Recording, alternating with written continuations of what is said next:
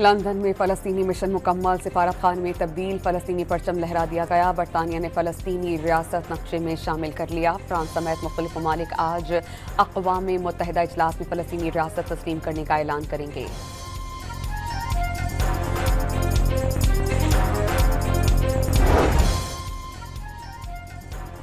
वज़ीर-ए-आज़म लंदन से न्यूयॉर्क रवाना, अक़वाम मुत्तहिदा के 80वें सरबराही इजलास से खिताब करेंगे। वो आलमी बरादरी की तवज्जो मक़बूज़ा जम्मू और कश्मीर और फ़लस्तीन की सूरत हाल पर मबसूल करवाएंगे।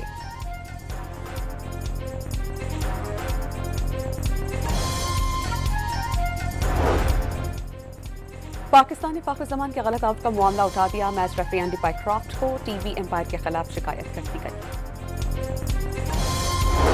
कनकोट में मोगवी पुलिस एहलकार की जंजीरों में जकड़ी वीडियो सोशल मीडिया पर वायरल हो गई। एहलकार को 2 रोज कबल कमरानी पुलिस चौकी से अगवा किया गया था।